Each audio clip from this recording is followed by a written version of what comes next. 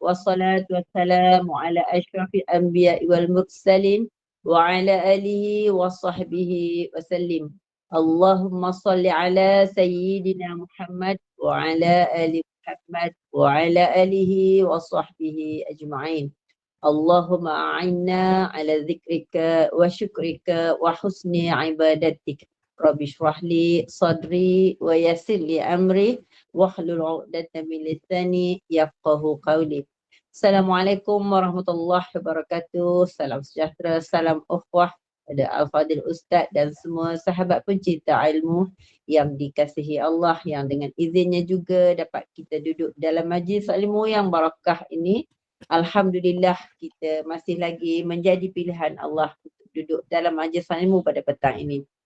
Kuliah asal petang ini daripada saluran Google Meet Gema Nur Iman yang dipimpin oleh Puan Hajah Rosniati binti Mansur dan ditadbir urus oleh Ahli Jawatankuasa Gema Nur Iman, akan dipimpin oleh yang berbahagia Al-Fadhil Ustaz Imam Farid bin Sya'ari, Imam Masjid Al-Qudus, dengan syarah Al-Wafi, syarah hadis 40 Imam Nawawi.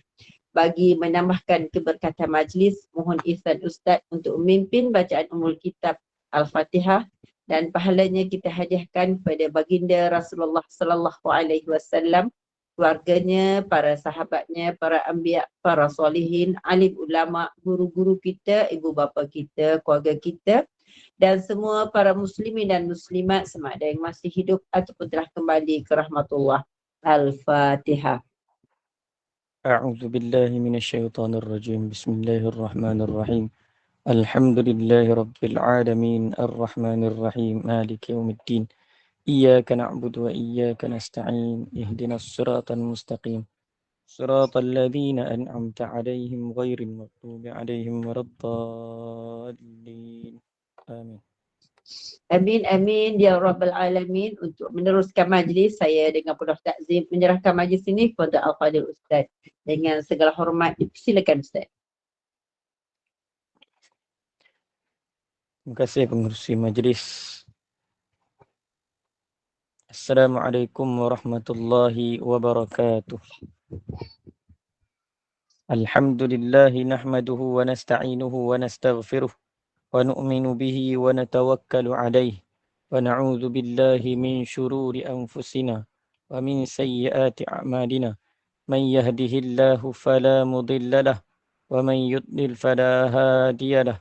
Ashhadu an la ilaha illallah wahdahu la syarika lah wa ashhadu anna Muhammadan abduhu wa rasuluh. Allahumma salli wa sallim wa barik ala sayyidina Muhammad wa ala alihi wa sahbihi ajma'in.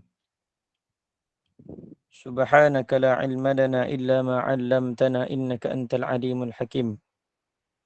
Nawayna at-ta'alluma wat-ta'lim wat-tadhakkura wat-tadhkir wan-naf'a wal-intifa' wal-ifadata wal-istifadah wal-hatha 'ala at-tamassuki bi kitabillahil aziz wa sunnati rasulih wad-du'a'i ila al-huda wad-dilalati 'ala al-khair ibtigha'a wajhillahi wa ridaihi wa qurbihi wa thawabihi subhanah.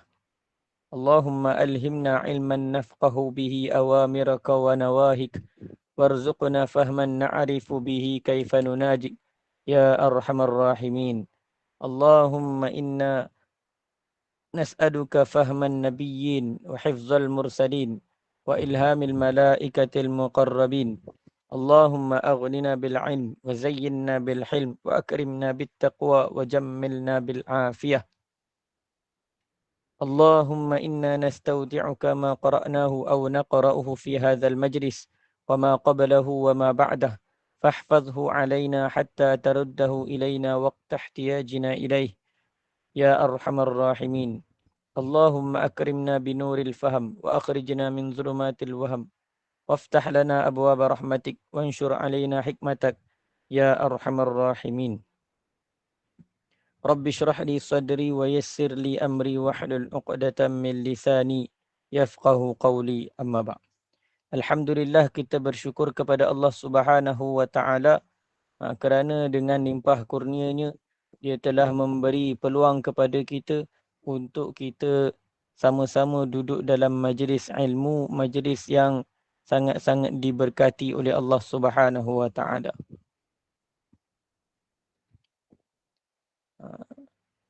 Yang mana setiap daripada kita berhajat kepada Allah Subhanahu wa taala untuk buat segala sesuatu pun, tak kira perkara yang mudah ataupun susah, semua kita perlu kepada taufik dan hidayah daripada Allah Subhanahu wa taala.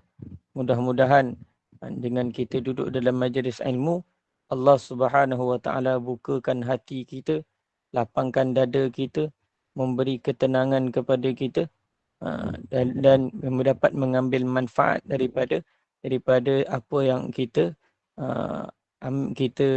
tuntut, apa yang kita ambil daripada ilmu.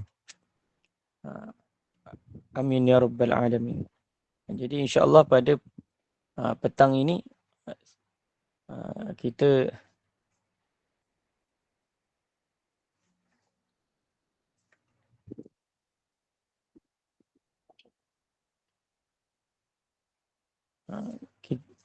kita telah pun sebut beberapa tips, beberapa cara bagaimana untuk menghilangkan marah. Antaranya yang disebutkan iaitu dengan cara menahan marah itu dengan cara kita meminta perlindungan daripada syaitan, dan dia juga kita memohon kita mengubah kedudukan, dalam mengubah keadaan kita pada ketika marah. Dan begitu juga telah disebutkan dalam kitab ini juga, mana kalau apabila kita berada dalam keadaan marah, maka jangan kita bercakap, maknanya kita diam sahaja. Maknanya sebab apa, kadang-kadang bila kita bercakap, kadang-kadang akan mengeluarkan perkataan-perkataan yang tidak elok. Dan juga bila kita marah, dalam keadaan kita kita keluarkan percakapan-percakapan yang boleh dia hanya akan menambah kemarahan, dan juga akan datangkan penyesalan. Bila kita dah hilang marah, bila kita fikir-fikir balik, akan menyebabkan kita ni menyesal. Maka sebab tu Nabi SAW bagi tahu pada kita, bila kita marah, diam. Bila marah, diam. Dan begitu juga antara tips yang telah disebutkan oleh pengarang syarah Arba'in hadis 40 Imam Nawawi ni, antara tips cara yang dibagi tahu ialah bila kita marah, kita ambil wuduk. Bila kita marah, ambil wuduk. Kerana apa dia kata? Kerana darah ni bila kita marah dia akan menjadi cair. Dia akan panas dan darah jadi cair. Dia akan jadi panas, badan akan jadi panas. Itu yang menyebabkan dia akan memudaratkan badan lah sebenarnya. Tapi apabila kita ambil wuduk, maka darah yang panas tadi akan jadi sejuk dan mengembalikan darah tadi kepada keadaan dia yang asal. Dia akan sejuk, dia akan jadi tenang. Dia juga antara faedah bila kita wuduk ni apa? Wuduk ni ibadat. Wuduk ni ibadat. Jadi bila dia adalah ibadat, sebagaimana yang Nabi SAW sebutkan dalam satu hadis, kata kullu muti'in zakir. Ibadat ni adalah satu amalan ketaatan. Amalan ketaatan. Jadi bila satu orang tadi buat taat, maka dia adalah orang yang berzikir. Dia kata sebab itulah dia kata apabila kita wuduk, wuduk tu adalah ibadat, dia adalah ketaatan, maka pada ketaatan tadi ada zikir. Adalah zikir. Orang yang ambil wuduk ni adalah seolah-olah orang yang berzikir kepada Allah Subhanahu Wa Taala.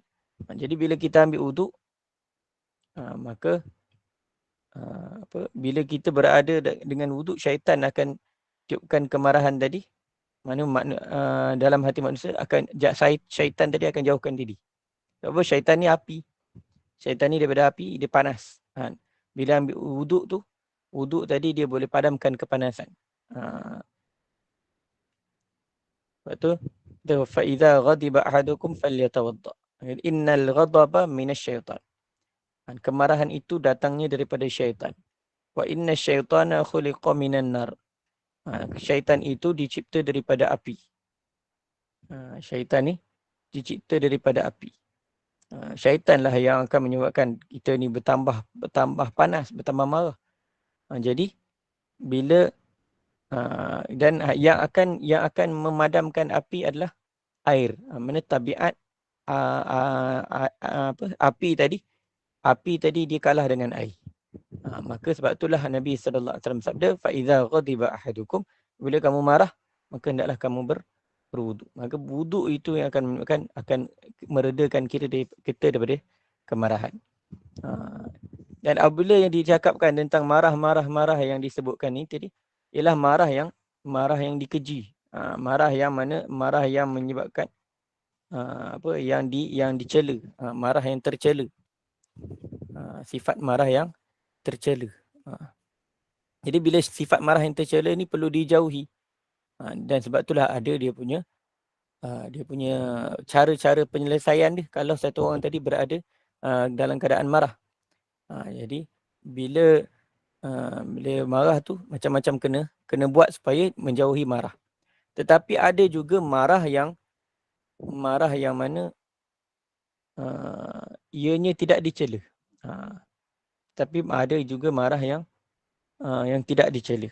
Sebagaimana yang ditulis oleh pengarang pada muka surat 171. Iaitu ialah marah kerana Allah.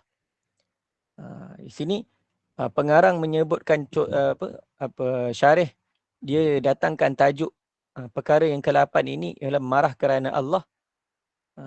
Dalam membincangkan marah, yang mana sebelum ni dicerita marah ni semua perkara yang tak elok. Tetapi ada juga marah yang ianya dipuji. Marah yang ianya tidak tercela. Bila datangkan tajuk ni maksud dia apa? Maksud kat sini nak bagi tahu 171. Bila syarih, iaitu yang mensyarahkan kitab ini mendatangkan tajuk marah kerana Allah, maka nak bagi tahu marah mana bukanlah semua marah tu tercela. Ada juga marah yang tak tercela, marah yang terpuji. Maka marah yang dicela ialah marah yang dituntut supaya diubati dan dijauhi segala sebab. Sebagaimana dah terang sebelum ni. Apa-apa sahaja yang mana yang dikatakan marah itu, dia sebab marah itu perlu dijauhi. Mana nak bagi tahu marah yang disebabkan perkara tersebut tercela. Seperti mana marah kerana membalas dendam. Marah disebabkan nak balas dendam. Bukan kerana Allah. Marah yang dibuat kerana nafsu. Kerana ada kepentingan diri sendiri. Kerana nafsu, kerana asabiyah, taksub dan sebagainya. Maka itulah marah yang tercela. Mana ianya bila kata marah tu bukan kerana Allah. Maka ianya tercela. Dan juga marah bukan kerana untuk bantu agama. Bukan kerana agama. Maka bila kata marah tadi bukan kerana agama, maka ialah marah yang tercela. Marah kerana Allah, yang mana yang dibagi tahu selain daripada marah yang tercela, ada juga marah yang tak tercela. Iaitu marah kerana Allah. Marah kerana Allah ialah marah yang disebabkan perkara yang diharamkan oleh agama dicerobohi. Maknanya yang dia marah atas dasar apa? Atas dasar satu orang yang dimarahi itu dia melakukan perkara haram. Dia marah kepada orang yang mencerobohi perkara yang haram. Maknanya buat benda haram. Benda tu tak boleh buat tapi dia buat. Maka marah kerana perkara tersebut itu adalah marah yang terpuji. Marah marah yang disebabkan perkara yang diharamkan dicerobohi. Contoh seperti mencabar akidah. Marah disebabkan apa? Disebabkan ada orang mempermainkan agama. Marah disebabkan ada orang yang mempersendakan agama. Dia dengar orang ni apa dia cakap benda yang tak baik tentang Allah Ta'ala. Dia mengatakan sesuatu yang berlawanan dengan yang perkara yang sepatutnya. Dia mengatakan pada zat Allah Ta'ala sesuatu yang tak layak pada hak Allah Ta'ala. Memburukkan akhlak yang baik. Maknanya dia mengatakan satu benda yang baik dikatakan buruk. Satu benda itu adalah perkara yang baik dilakukan, tetapi dia mengatakan ini benda tak baik. Maka itu marah kerana perkara tersebut. Ataupun marah kerana apa? Menghina ibadat. Orang semayang main-main, dia marah. Orang mempermainkan bacaan Quran, maka dia marah. Maka itu marah yang terpuji. Ataupun dengan sebab mengancam jiwa, harta atau kehormatan seseorang Muslim. Dia marah atas dasar agama. Harta orang Islam dirampas begitu sahaja. Dia satu orang, jadi dia nyawa dia diancam. Lalu dia marah atas perkara tersebut. Orang Islam disakiti. Dia marah atas dasar persaudaraan Islam. Ada orang menyakiti orang Islam yang lain. Maka dia marah atas perkara tersebut. Maka dalam hal ini marah adalah salah satu daripada akhlak yang terpuji dan sifat yang dituntut. Maksudnya kemarahan atas dasar perkara-perkara tersebut, maka ia menunjukkan satu orang tadi cinta pada agama. Tapi marah dia bukanlah marah yang sampai mencaci maki orang. Dia marah atas dasar dia menzahirkan emosinya. Dan dia berhujah dengan dalil-dalil. Dan dia berusaha untuk memadamkan apa-apa yang tak sepatutnya. Dia marah atas perkara tersebut. Marah kepada orang-orang yang mempermainkan dalil-dalil Quran, mempermainkan agama, mempermainkan Quran, mempermainkan hadis. Maka marah atas perkara tersebut itu adalah satu perkara yang mulia. Dan itulah sebenarnya yang dituntut dalam agama. Kalau marah atas dasar nafsu, itu tak dituntut. Itu bahkan tercela. Tapi kalau marah atas dasar agama, maka itulah dituntut. Sebagaimana Allah Ta'ala berfirman, qatiluhum yu'adzibhumullahu biaydikum wa yukhzihim wa yansurukum alaihim wa yashfi sudura qawmin mu'minin wa yudhib ghayza qulubihim wa yatubullahu ala man yasha' wallahu alimun hakim. Qatiluhum yu'adzibhumullahu biaydikum. Allah Ta'ala berfirman, perangilah mereka. Yu'adzibhumullahu biaydikum. Nescaya kelak Allah Ta'ala akan menyeksa mereka, yakni dengan perantaraan tangan kamu. Dan Allah Ta'ala menghina mereka, wa yukhzihim. Allah Ta'ala akan hina mereka. Wa yansurukum alaihim. Serta menolong kamu menewaskan mereka. Wa yashfi sudura qaumin mu'minin. Dan dialah yang memuaskan, mengubati hati orang-orang yang beriman. wa yashfi sudura qaumin mu'minin, yang memuaskan hati, mengubati hati orang-orang yang beriman. Wa yudhib ghaidha qulubihim, dan Allah Ta'ala juga akan hapuskan kemarahan hati orang-orang yang beriman itu. Wa yudhib ghaidha qulubihim wa yatubullahu ala man yasha, dan dialah yang menerima taubat terhadap sesiapa yang dia kehendaki. Allah Ta'ala maha mengetahui lagi maha bijaksana. Ini nak bagi tahu Allah Ta'ala qatiluhum, ini perangilah atas dasar marahlah. Marah terhadap apa yang mereka buat, iaitu mereka mensyirikkan Allah Subhanahu wa Ta'ala. Mereka mempermainkan agama.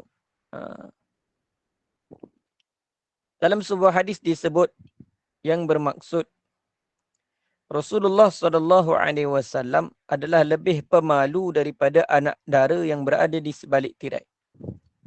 Mana Nabi SAW satu orang yang sentiasa cakapnya berlemah lembut. Yang mana Nabi SAW juga mempunyai sifat malu yang tinggi. Maknanya sampaikan sahabat meriwayatkan hadis mana Rasulullah SAW itu sifatnya dia lebih pemalu daripada anak dara yang berada di sebalik tirai. Ini walaupun berada di sebalik tirai, ia juga masih lagi ada rasa malu nak buat benda-benda yang tak elok. Mana tak ada nak menunjukkan mukanya pun dia malu. Apatah lagi nak mencaci maki orang, nak marah. Mana sifat Nabi tak bukan orang yang jenis pemarah.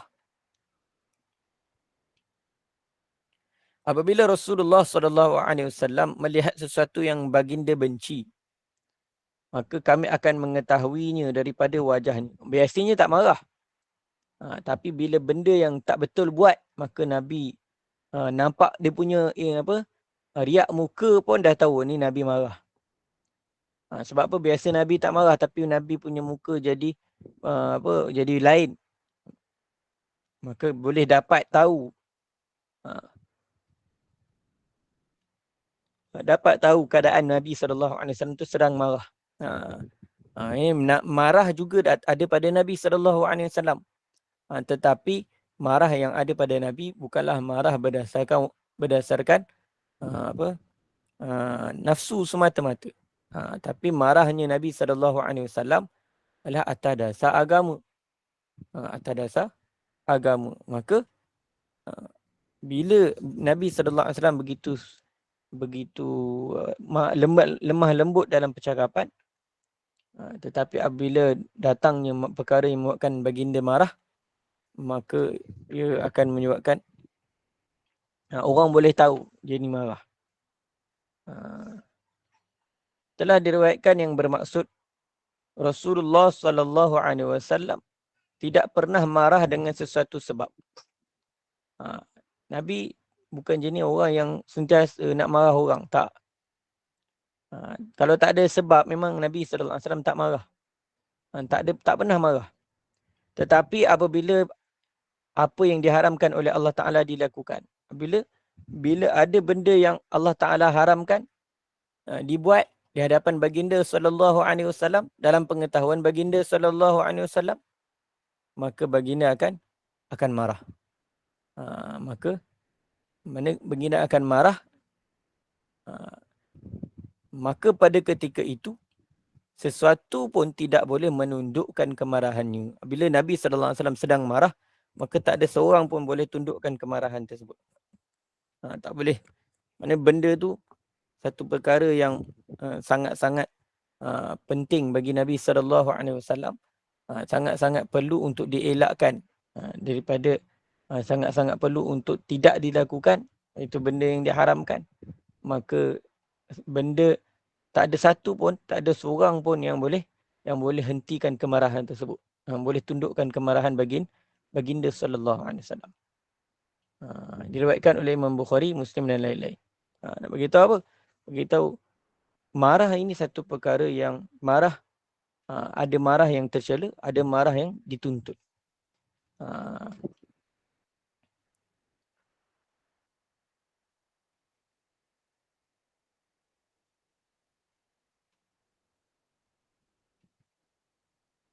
Mana marah yang ada marah yang tercela dan ada marah yang terpuji.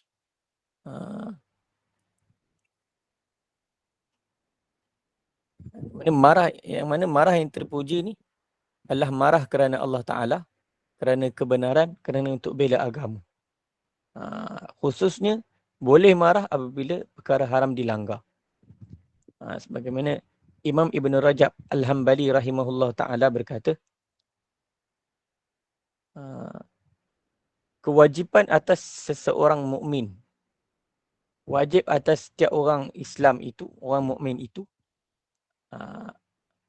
kata agar syahwatnya, yakni keinginannya terbatas untuk mencari apa yang dibolehkan Allah Ta'ala bagi.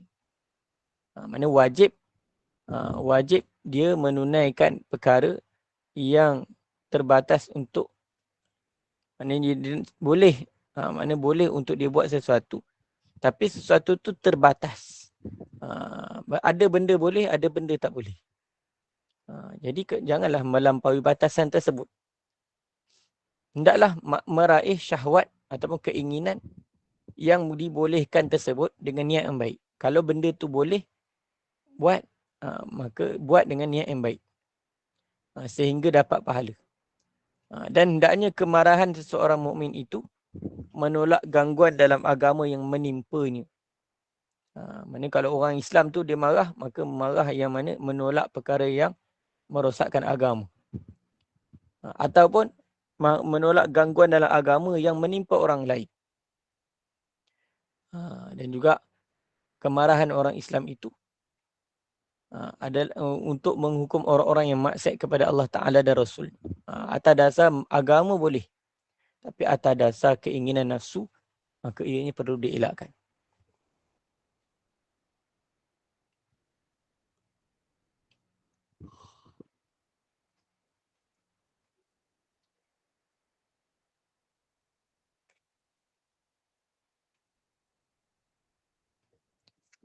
Maknanya Nabi SAW ada satu orang yang tidak akan mengambil tindakan atas dasar marah. Maknanya Nabi SAW tak akan marah akan sesuatu perkara, melainkan ianya berlakunya perkara yang melanggar hukum. Mana nak beritahu Nabi SAW satu orang yang lemah lembut, maka seperti mana Nabi SAW tak pernah pukul pembantu baginda ataupun sesiapa pun, kecuali kalau dalam keadaan berjihad. Mana selain daripada waktu jihad, Nabi SAW tak pernah sakiti siapa-siapa. Sebagaimana riwayat Sayyidatina Aisyah radhiyallahu anha, baginda SAW bersabda, beliau berkata Rasulullah SAW tidak pernah, Nabi SAW tak pernah sama sekali memukul sesuatu dengan tangan. Maknanya pukul orang ke, pukul binatang ke, tak pernah guna tangan. Dan juga tidak pernah memukul wanita. Ini tak pernah pukul isteri. Baginda tak pernah pukul orang perempuan. Dan tidak pernah pukul seorang pembantu. Maknanya apa-apa pun Nabi SAW tak pernah pukul. Tak pernah ambil tindakan memukul orang lain. Tapi baginda SAW akan memukul jika berjihad. Maknanya perang tu baru Nabi SAW hayunkan pedang kena pada musuh dan sebagainya. Itu je waktu Nabi SAW memukul. Selain daripada itu tak pernah Nabi SAW pukul. Pukul dengan tangan. Mana tak pukul isteri ke, pukul pembantu ke dan sebagainya. Tak pernah sakitkan orang dengan tangan baginda sallallahu alaihi wasallam. Dan tidaklah baginda disakiti dengan sesuatu sama sekali. Maknanya baginda tak adalah disakiti. Sama sekali tak pernah disakiti. Lalu baginda baginda tak disakiti, dan baginda tidaklah baginda disakiti lalu baginda balas. Maksudnya kalaulah ada orang sakitkan baginda sallallahu alaihi wasallam pun, maka baginda sallallahu alaihi wasallam tak akan ambil tindakan, tak akan balas dendam. Sebagaimana dekat Taif, Nabi sallallahu alaihi wasallam dibaling dengan batu sampai berdarah, sampai menitis, mengalir darah pada dalam kasut Nabi sallallahu alaihi wasallam. Dalam keadaan macam tu Nabi sallallahu alaihi wasallam tak pernah ambil tindakan balas. Tak balas pun.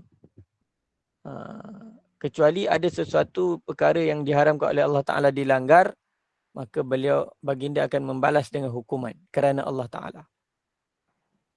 Ini kalau ada benda yang melanggar perintah Allah, benda tu dilanggar, maka baginda akan ambil tindakan. Tapi kalau selain daripada tu, baginda tak pernah ambil tindak balas. Bahkan Nabi doa lagi kepada orang yang pukul baginda.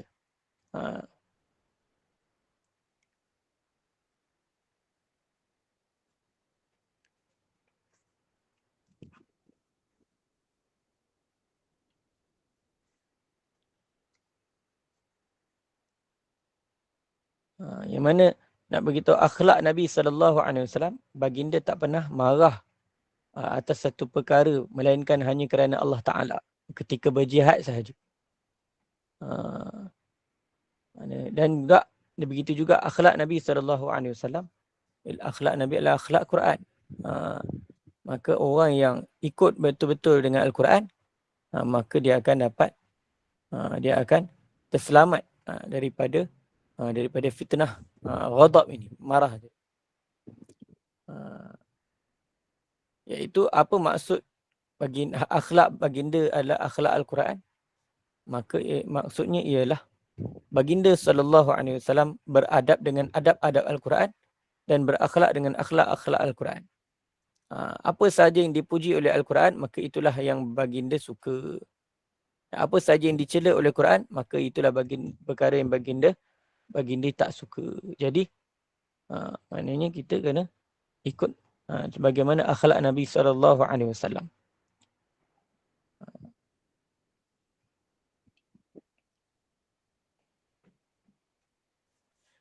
Maknanya antara perkara-perkara yang baginda SAW ambil berat, jika baginda lihat atau dengar sesuatu perkara ianya dimurkai oleh Allah Ta'ala, maka baginda akan marah. Baginda akan menzahirkan kemarahan tersebut. Baginda akan cakap, baginda tak akan diam. Mana baginda tak akan mendiamkan diri apabila sesuatu maksiat dilakukan. Baginda akan marah juga.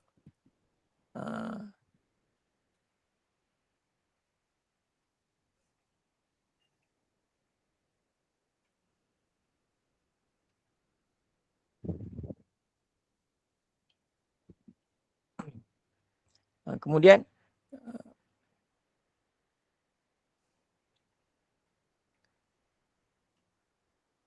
ada satu keadaan yang baginda SAW marah, sebagaimana riwayat Sayyidatina Aisyah radhiyallahu anha, apabila baginda SAW pergi safar, maka aku tutup sebuah tirai pada sebuah rak, mana ada satu tempat tu tutup dengan tirai. Maka pada tirai itu terdapat gambar-gambar, mana kat langsir tu ataupun tirai lah, dia tak ada tirai. Kat tirai itu ada gambar-gambar. Ada gambar yang sama ada dari sudut, dari segi dia ditenun dan sebagainya lah. Maknanya gambar pada pakaian tu ada corak-corak gambar lah. Maka setelah baginda lihat, bila baginda balik pada safar, tengok ada pada tirai itu ada gambar-gambar, maka baginda lihat, baginda cabut tirai tersebut. Dan baginda sallallahu alaihi wasallam bersabda, manusia yang paling keras siksanya pada hari kiamat ialah orang-orang yang menandingi ciptaan Allah. Maknanya gambar tu maksudnya gambar benda hidup. Jadi kat sini nak bagi tahu apa? Gambar benda hidup adalah benda yang adalah satu perkara yang Nabi sallallahu alaihi wasallam tak suka. Benda yang dilarang. Mana kita buat gambar benda hidup, lepas tu digantung bagi nampak. Jadi bila baginda lihat, baginda cabut. Dan baginda cakap dengan nada yang tinggi. Orang yang paling keras siksa pada hari kiamat, orang yang nak menandingi ciptaan Allah. Maka Sayyidatina Aisyah radhiyallahu anha berkata, maka tidak itu kami jadikan sebuah bantal ataupun dua bantal. Maksudnya bantal maksudnya apa? Bantal yang digunakan untuk duduk lah. Bantal digunakan untuk duduk. Maksudnya dia jadikan hamparan lah. Hamparan untuk duduk. Nak begitu apa? Kalau benda tu jadi alas kaki ataupun jadi tempat duduk tak apa. Tapi kalau nak diletakkan sebagai perhiasan kat dinding, maka itu tidak dibolehkan. Di sisi agama. Maknanya elakkan. Sebab ianya perkara tersebutlah menjadi punca marahnya baginda sallallahu alaihi wasallam. Dan dalam satu kisah yang lain, Sayyidina Abu Mas'ud Al-Ansari radhiyallahu anhu kata, ada seorang lelaki dia jumpa Nabi sallallahu alaihi wasallam. Jadi dia ngadu pada Nabi, aku lambat sembahyang subuh disebabkan aku lambat sembahyang subuh disebabkan si fulan dia memanjangkan solat. Orang kata dia datang lambat lah. Maknanya dia dapatlah takbiratul ula tu. Tapi dia datang tu sebab apa? Dia tahu imam ni baca panjang. Jadi dia datang lewat sikit. Dia datang lewat sikit. Maka tidaklah aku melihat Nabi SAW marah dalam memberikan nasihat sama sekali yang lebih hebat daripada kemarahan baginda pada hari tersebut. Aku datang lambat sikit je. Lambat sikit sebab apa? Sebab imam tadi memang baca panjang, jadi dia saja datang lambat supaya dia masuk-masuk dah rukuk. Maka itu pun Nabi sallallahu alaihi wasallam marah. Dia seolah-olah mempermainkan sembahyang. Lainlah kalau memang dia datang lewat, tapi dia ni memang sengaja. Patut dia boleh datang awal tapi dia datang lewat. Sebab apa? Dia tahu imam ni baca panjang. Imam baca panjang, relax-relax dulu. Nanti bila imam dah nak rukuk, barulah takbiratul ihram, sembahyang ikut imam. Maka benda ni pun Nabi sallallahu alaihi wasallam marah. Sebab apa? Dia menyebabkan dia merosakkan agama sebenarnya. Bila ada orang ikut macam tu, lama-lama tak ada orang ikut belakang imam, dan dekat rukuk baru orang semua ikut. Dia akan merosakkan keadaan sunnah Nabi sallallahu alaihi wasallam. Lantas baginda sallallahu alaihi wasallam bersabda, wahai manusia, sesungguhnya di antara kamu itu ada orang-orang yang membuat manusia lari daripada agama. Siapa sahaja yang sahabat, maknanya kat sini dia marah tentang apa? Tentang tentang imam tu sendiri.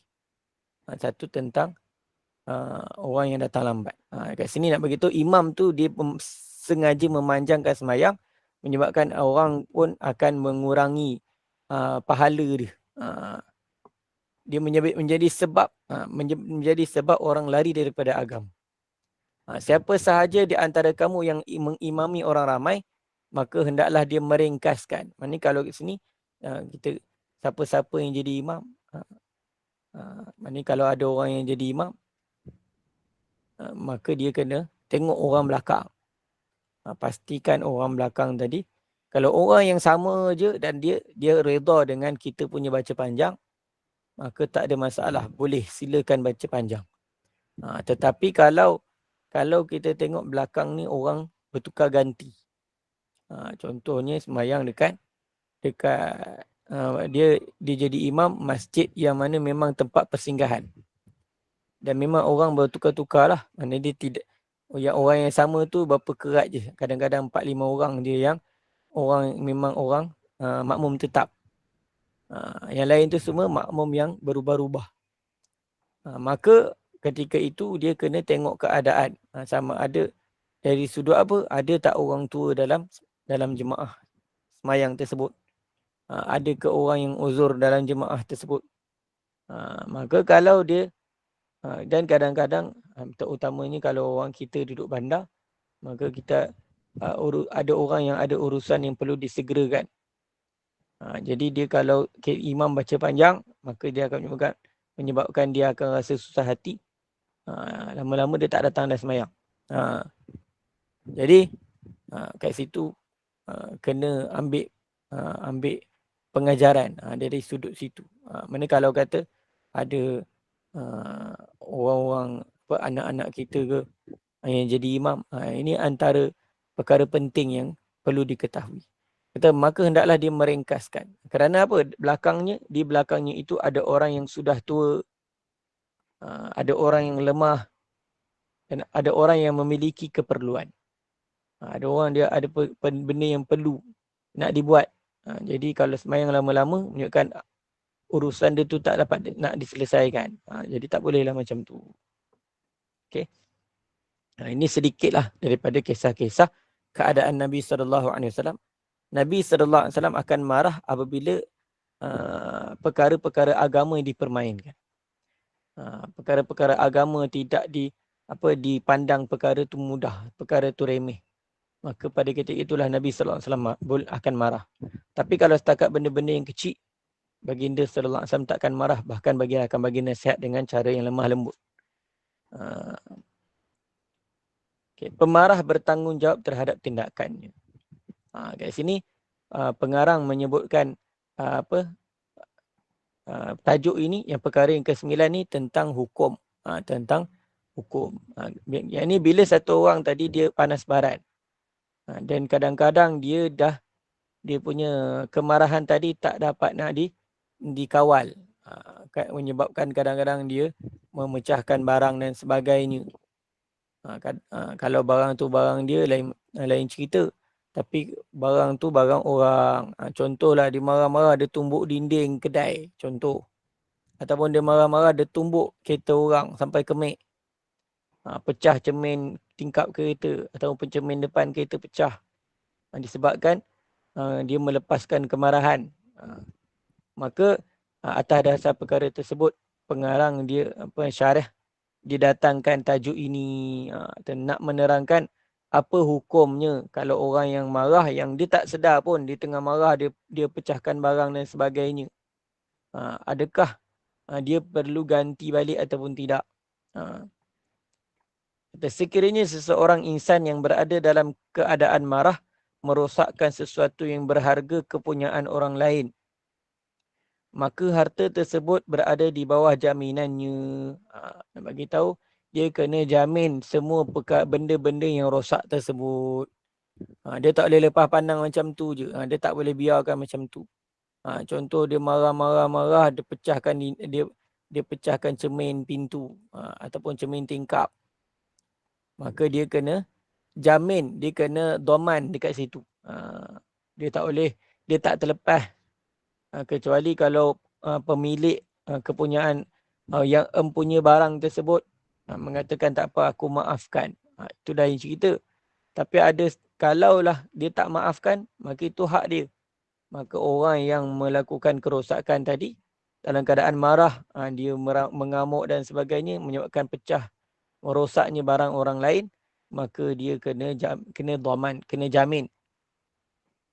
Dan dia hendaklah membayar ganti rugi hasil daripada perbuatannya itu. Kena bayar ganti rugi. Tak boleh biar macam tu je. Atas alasan apa? Tak sedar. Aku buat dalam keadaan tak sedar. Maka itu tak diambil kira. Kecuali dia memang gila. Mana kalau orang gila lain.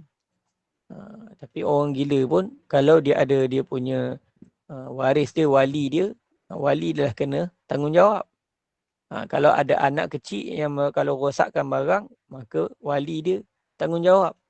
Tapi kalau orang tadi, dia orang biasa, dia waras dan sebagainya, tiba-tiba bila dalam keadaan marah, dia tak dapat nak kawal marah sampai merosakkan barang orang. Maka ia tak terlepas. Maksudnya dia kena bayar ganti rugi. Walaupun dia buat secara tak sengaja, tapi dia buat dalam keadaan marah, maka kena bayar ganti rugi. Dia tak boleh elak. Kalau tuan tu minta ganti rugi, kena bagi ganti rugi.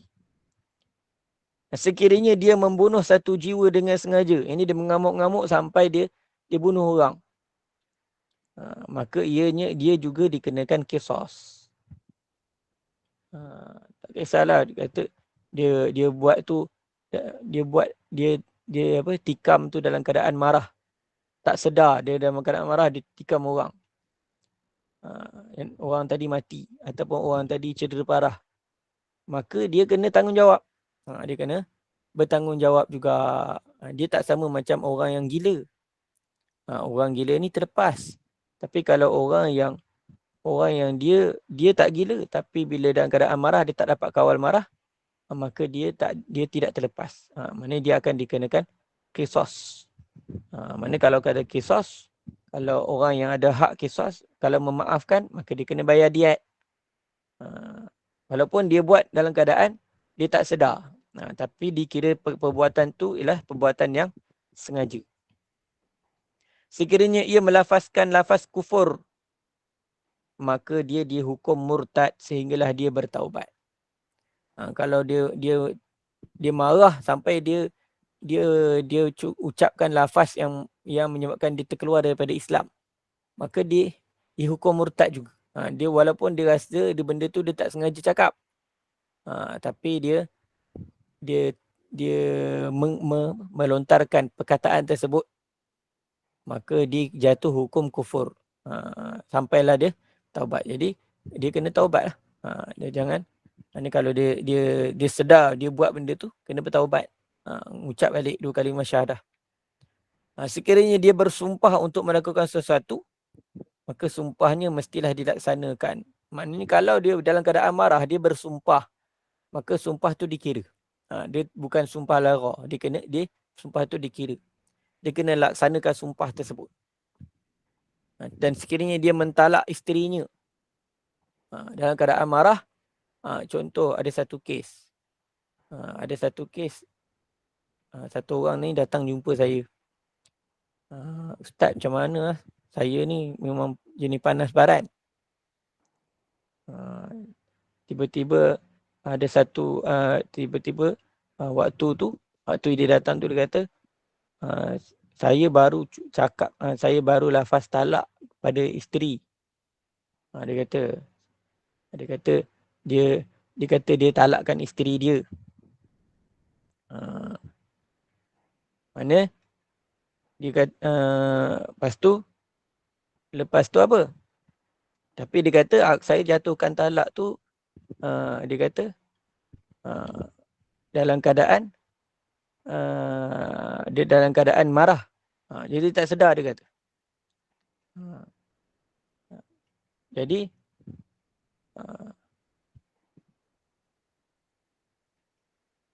jadi dia kata apa?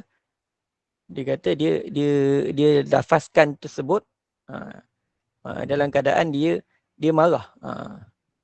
Maka sebenarnya jatuh talak. Mana jatuh talak. Cuma masa tu dia cakap tu berulang kali. Yang tu saya cakap tuan kena pergi mahkamah. Tuan kena. Mana kisah ni memang perkara yang berlaku. Mana kalaulah dia tak jatuhkan talak dalam dia jatuhkan talak dalam keadaan marah sekalipun, walaupun dia rasa macam dia tak sedar dia jatuhkan talak ni dikira jatuh juga. Jadi nak tak nak, kalau dia lafaz 3 kali, mana kat situ ada ikhtilaf. Kalau ada yang kata 3 kali dalam keadaan satu majlis, maka dia kata jatuh 3. Ada kata jatuh 1 je. Sebab tu bila berlaku macam tu, kita ni orang yang bukan kata berada dalam bidang kanun jenayah syariah. Jadi benda tu saya kata pergi rujuk mahkamah. Jadi maknanya apa kat sini? Setiap orang yang marah tadi dia bertanggungjawab terhadap tindakan dia. Jadi kat sini kita kalau ada sifat-sifat marah, maka janganlah kita usahakan untuk merawat sifat marah tersebut. Mana kalau kita jenis orang panas baran, kena usahakan hilangkan panas baran kita tu. Didik hati kita menerima segala perkara, menerima menerima seadanya. Maknanya kalau berlaku benda yang tu menyebabkan, kita kena usahalah bagaimana nak menjauhkan diri daripada sifat marah tersebut. Ke-10. Yang ke-10 yang terakhir, yang disebutkan oleh pengarang, keinginan seorang Muslim. Maknanya hadis ini menunjukkan betapa seseorang Muslim sentiasa mengingini dan berhajat kepada nasihat. Sebagaimana sahabat ni datang jumpa Nabi, minta nasihat. Dia minta nasihat pada Nabi. Maka nak menunjukkan apa? Orang Islam ni dia sentiasa berhajat kepada nasihat. Tak ada orang yang tak berhajat. Setiap orang dia akan berhajat. Mengetahui bentuk-bentuk kebaikan. Mana setiap orang nak tahu apa kebaikan yang dia patut buat. Kadang-kadang dia buat kebaikan tu, kadang-kadang dia buat satu perkara, benda tu tak patut. Jadi dia tanya apa patut dia buat. Jadi, dan juga setiap orang Islam tu berhajat untuk menambah ilmu yang bermanfaat dan peringatan yang baik.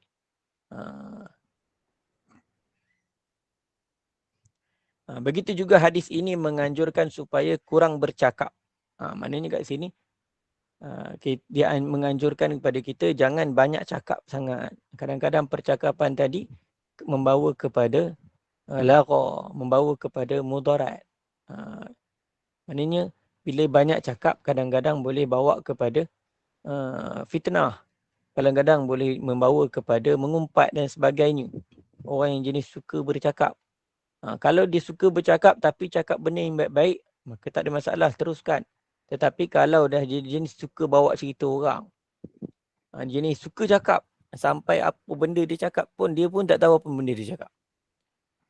Maka kita usahakan, maknanya kalau tak ada benda yang elok untuk dicakapkan, maka diam. Sebagaimana hadis yang sebelum ni kita belajar, fal man kana yu'minu billahi wal yawmil akhir falyakul khairan aw liyasmut. Dan juga memperbanyakkan amalan serta tarbiyah. Maknanya untuk kita menghilangkan kemarahan, kena banyakkan amalan. Buat amalan-amalan yang menyebabkan kita tidak akan menjerumuskan kita dalam sifat marah. Dan juga perlunya tarbiyah.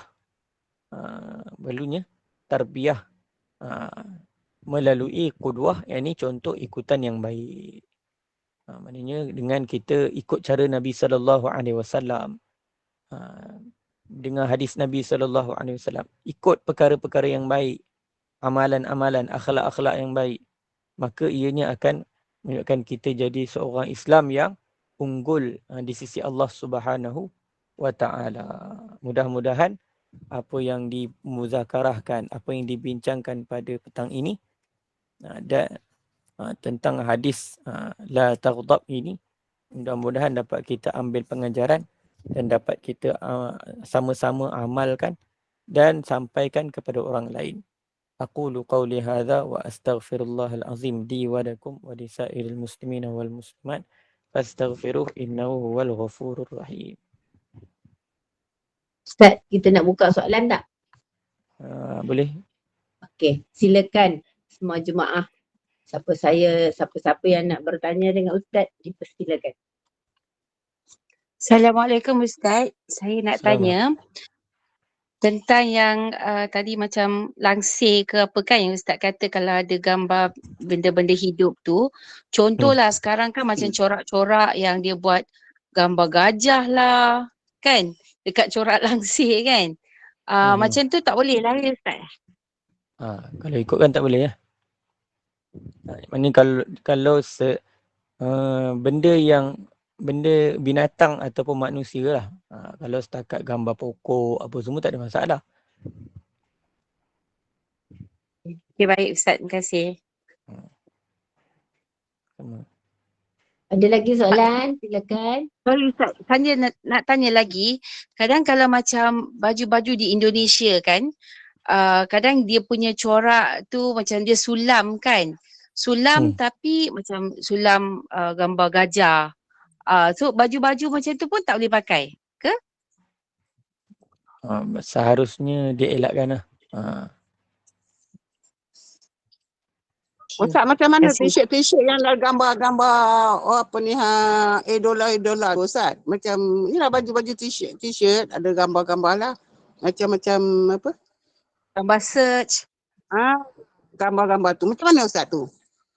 Kalau kita biasa kalau bagusnya benda-benda tu tak dipampangkan lah. Maknanya kalau kita pakai atas dasar pakai kemudian pakai dalam ke, maknanya benda tu Yelah, tak tapi dia dipampangkan. macam kepala saja Ustaz. Dia tak ada badan lah. Macam kepala je kan gitulah. Macam tu. Tak boleh juga Ustaz? Kalau ikut kan tak boleh sebab dia gambar muka tu. Maknanya dan Muka tu. lebih teruk lagi kalau bawa semayang. Bawa semayang ni kadang-kadang ada orang pakai baju t-shirt belakang ada gambar. Dia akan ada apa sampai jatuh hukum makruh. Makruh memakai pakaian-pakaian yang bergambar. Sebab apa? Dia akan menyebabkan orang yang berada di belakang dia tadi apa orang kata hilang tawajuh dia dalam semayang.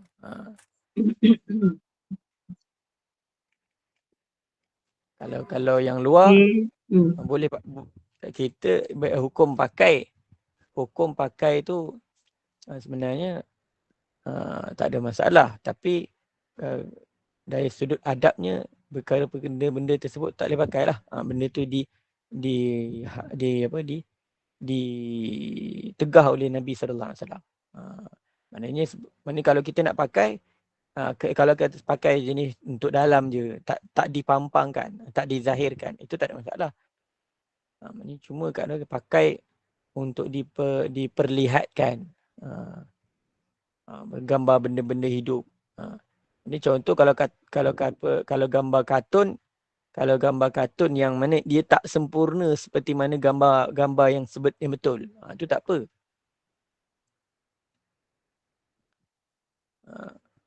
Assalamualaikum Ustaz. Assalamualaikum. Kadang-kadang kita kan keluarga buat family day. Jadi kita tahu gambar family dekat apa tu shop dekat kita punya t-shirt tu kan.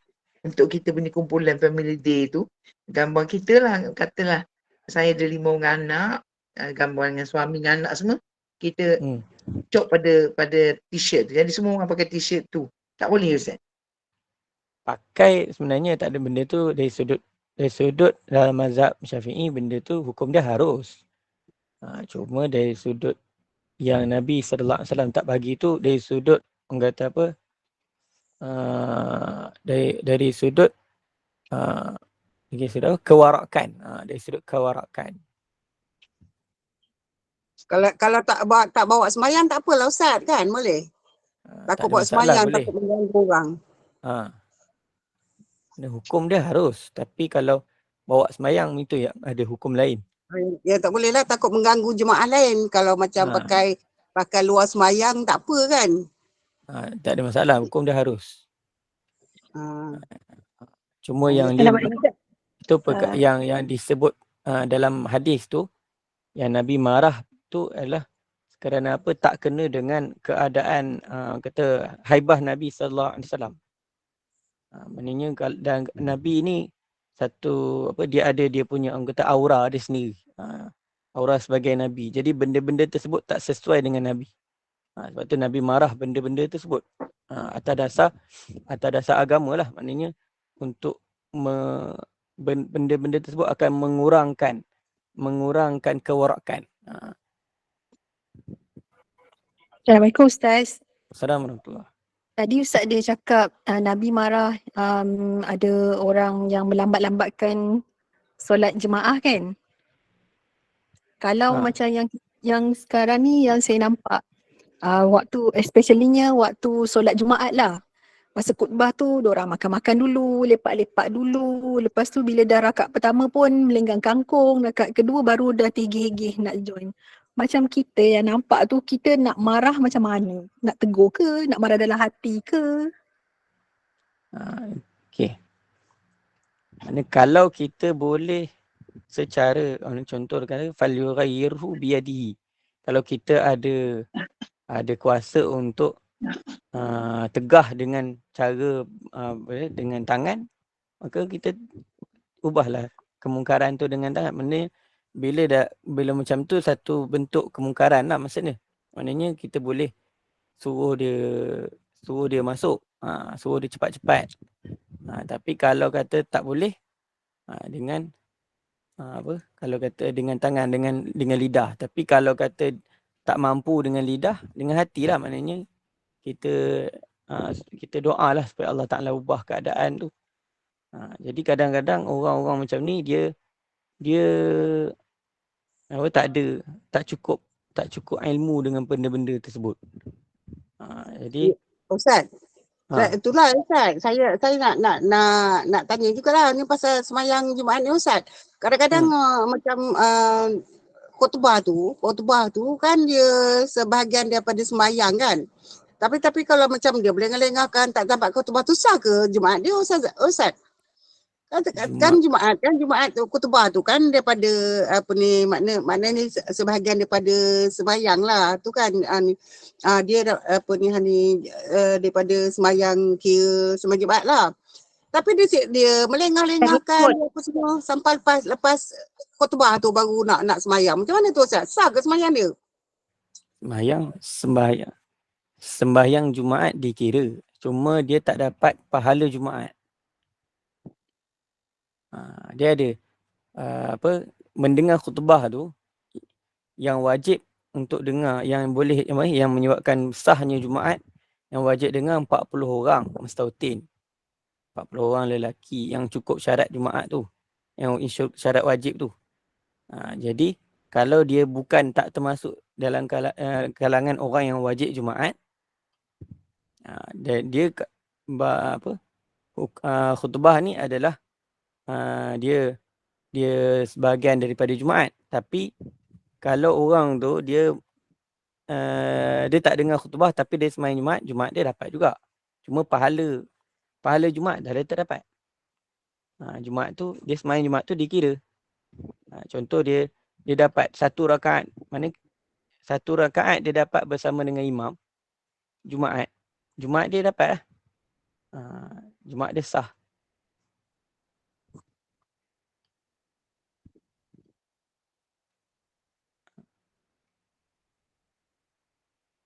Ada lagi soalan?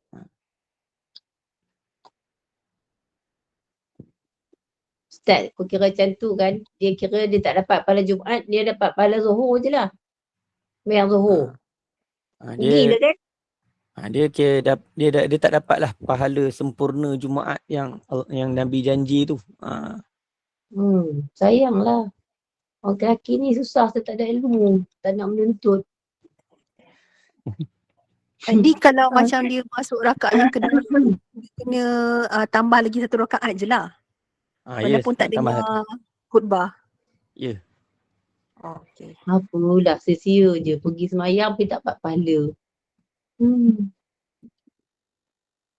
Ada lagi tak soalan? Tak ada, kita tutup.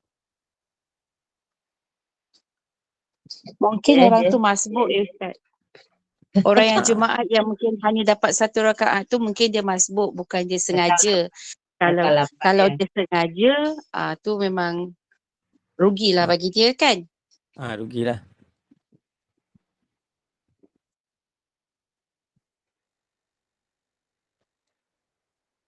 Ada soalan? Tak ada? Kita tutuplah Ustaz ya. Ada, insyaAllah. Ya, Alhamdulillah, syukur pada Allah, kuliah asar kita berjalan lancar dengan hadis 40 Imam Nawawi, dengan marah yang dikeji, marah yang tercela, dan marah yang dipuji, dan marah yang mulia. Marah yang dikeji dan mengikut emosi adalah marah-marah yang tercela, perlu dielakkan. Marah atas dasar agama adalah marah-marah yang dimuliakan. Marah bila perkara haram dilanggar, Rasulullah tidak membalas kemarahan dengan kemarahan. Akhlak Nabi SAW ialah akhlak Al-Quran. Baginda menasihati pemarah dengan lemah lembut. Moga kita dapat mengikut sunnah Nabi ini insyaAllah. Moga semua ilmu yang disampaikan Ustaz petang ini memberi manfaat dan memberi kefahaman kepada semua jemaah. Dengan itu kita tangguhkan pengajian kita petang ini. Kita sambung lagi pada minggu depan insya-Allah. Dah habis ke bab marah ni Ustaz? Belum lagi ya? Sudah lagi habis dah. Ustaz? Dah habis, Dah habis. habis. Minggu depan kita masuk bab lain lah.